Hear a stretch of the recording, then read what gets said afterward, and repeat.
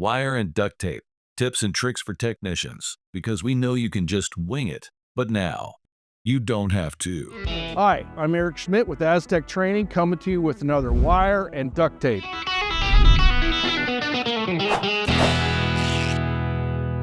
One of the most important maintenance routines done on a mine site is grease lubrication.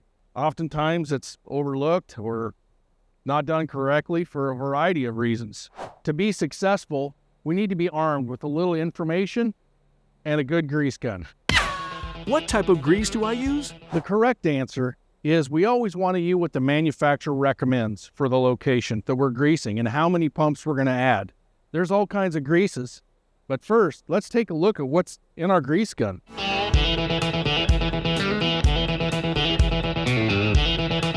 For most applications, such as on conveyor bearings and most grease zerk locations, call for a NLGI grade 2 lithium-based grease. Now this one's a regular dinosaur oil grease, but it could also be a synthetic, which is also compatible. For the most part, we want to go with the standard brand. In this case, this is a Lucas Oil brand. I see that this has an LGI number 2 rating, and it is a lithium-based compound. Here's a Mystic that's got a moly-based grease. That's not a good base compound. So even though it's an NLGI number 2, it's got a moly compound. This is absolutely a no-no, and this would destroy places such as bearings where we typically use our generic grease. There are many different locations that require other kinds of lubricants just besides the NLGI grade 2.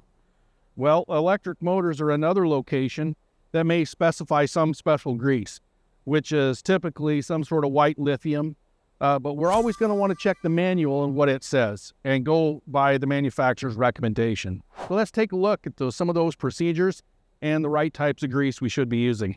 How do I apply the grease? Before I go and connect my grease gun directly to that fitting, I want to inspect it and wipe off any contaminants that might be on that fitting, because we don't want any contaminants going directly into the bearing. Once I have it connected, I can put my 3 to 4 pumps as required every 50 hours. And that's important not to overgrease also. We don't want to add too much, thinking more is better.